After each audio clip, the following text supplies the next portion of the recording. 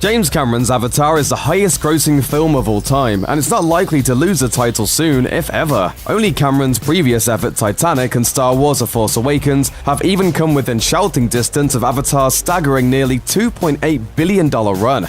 Yet there seems to be no rush getting the obligatory Avatar sequels into theaters. Last year, release dates were finally announced for the next films in Cameron's planned series, with Avatar 2 hitting screens on December 18, 2020. But if that bit of news slipped by you, it may be because the public's appetite for Avatar's continuing story may not be as ravenous as Cameron thinks, and because one massively successful film, even the most successful ever, may not necessarily translate to a sustainable franchise. Here's why we're more than a little concerned about Avatar 2. Memories fade. Extremely belated sequels can sometimes work, but it's a tricky proposition. Blade Runner 2049 is an illustration of how it can go right creatively, but in general, audiences are now accustomed to the big-budget serialized storytelling of the Star Wars and Marvel franchises. Attention spans are relatively short, and fans usually have to wait no longer than a year for the next installment to carry the story forward in today's movie market.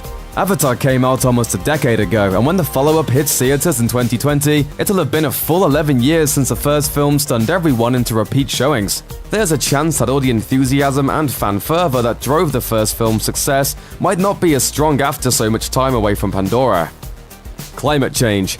The vast majority of the hype surrounding Avatar in the months leading up to its release had more to do with the technology involved than the actual storyline or cast of characters. Avatar was promoted as the first movie to treat 3D not as a gimmick, but as a serious storytelling tool. As with Titanic before it, it was James Cameron's revolutionary filmmaking techniques that had audiences so intrigued by what it created. Avatar certainly delivered on its promise of a bold new world of CGI and an immersive 3D film experience. But upon revisiting the picture through a more current lens, the flaws of the film's storytelling come into focus more than the glowy space plants and Na'vi costumes. For one thing, it's now widely agreed that the film is derivative. Even James Cameron himself has admitted to the central plot being an alien version of Dances with Wolves. The film also leans into the same white hero complex that's become so problematic and has been accused of ripping off everything from animated films like Ferngully and Pocahontas to Marvel Comics' Time Spirit series. Even if none of the plagiarism accusations levied against Cameron are true, audiences may be more discerning now about these kinds of troublesome tropes and recycled plot points.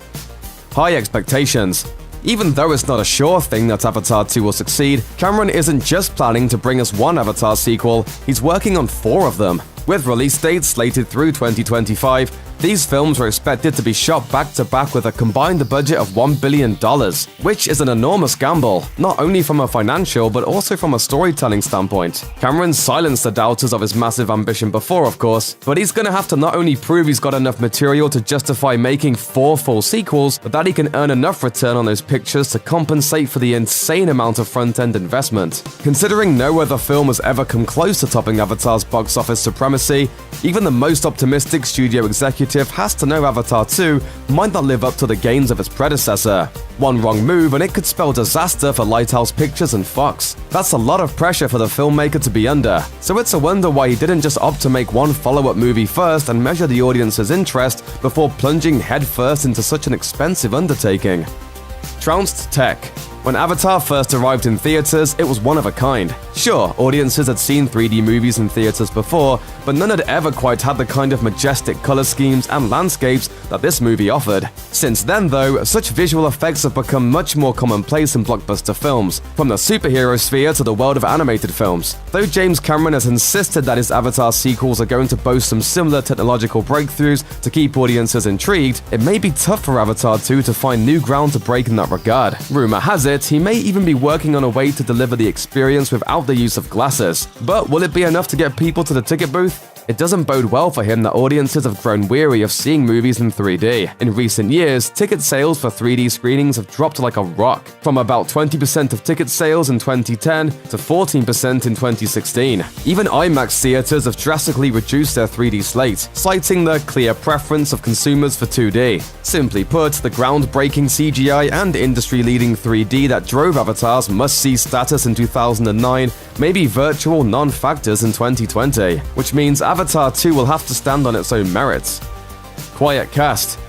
Apart from Sigourney Weaver, the cast of Avatar was made up of largely lesser-known actors who did a fine enough job, but haven't gone on to top the A-list. Zoe Saldana is an exception to that rule, as she's earned prime placement in other space stories like Star Trek and Guardians of the Galaxy since then, but the rest of the cast has remained relatively unknown. So, the fact that most of the original stars signed on for the sequels didn't exactly blow anyone away. In fact, it may be problematic that Sam Worthington is coming back to lead all 4 films as Marine Jake Sully, since the actor has pretty much failed to break out in any meaningful way after a stint in the blue suit. Since starring in Avatar, Worthington has put together a string of forgettable roles, including 2 ill-advised big-budget reboots and a bunch of movies that very few filmgoers have even heard of. He's hardly a box office draw. Of course, he was even less so when the first film came out. But back then, Cameron had the benefit of being able to draw everyone in with his magic filmmaking. The biggest new name to join the fold is Kate Winslet, and even she's been on a career downslope lately. So we'll have to see whether sticking with actors who don't all command a crowd will work out in his favor again this time around.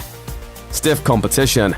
Disney may have a horse in the Avatar box office race before the second film hits theaters. Not only are they licensed purveyors of Pandora-themed merchandise, but they've also recently launched a Pandora-themed world at Orlando's Animal Kingdom. In addition, they're in the process of purchasing the vast majority of the film and television assets of Avatar's distributor, Fox, which would make them even greater beneficiaries of the film's theoretical success. If the deal goes through as expected, Disney may try to avoid directly competing with the sequels. Until then, though, The House of Mouse doesn't have to stand down against a long overdue sequel to a one-time blockbuster that might not even reach its intended audience. After all, they're already expecting to bring forth new Star Wars entries through 2025, the year in which Avatar 5 is scheduled to hit screens. And Marvel has a roadmap for their cinematic universe lined up through 2028. And possibly beyond. This kind of predictable competition didn't exist during Avatar's box office home run, so in order for the sequels to succeed, Cameron will have to meet and possibly even exceed the storytelling and cinematic appeal of these well-oiled machine franchises.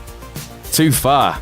Originally, only a single sequel to Avatar got the green light from the studio, but then Cameron started envisioning the story as a trilogy. But before long, the creative process seemed to get completely out of hand. Speaking with Variety, Cameron issued perhaps the most ominous sign yet with regard to the sequel's quality. The Avatar story arc was originally meant to be a trilogy, but I overwrite and my writers overwrote as well. Basically, the first of the sequels cloned itself and became 2 films, so now it's 4 films, and the studio's very happy with it. They have an opportunity to make more money, but it's also an opportunity to spend a lot more money too. So there's a clinch factor. And that, in a nutshell, is why Avatar 2 and its sequels should raise some serious red flags.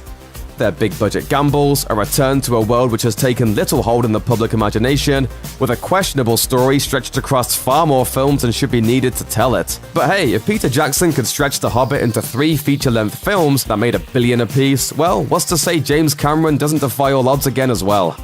Thanks for watching. Click the looper icon to subscribe to our YouTube channel. Plus, check out all this cool stuff we know you'll love too.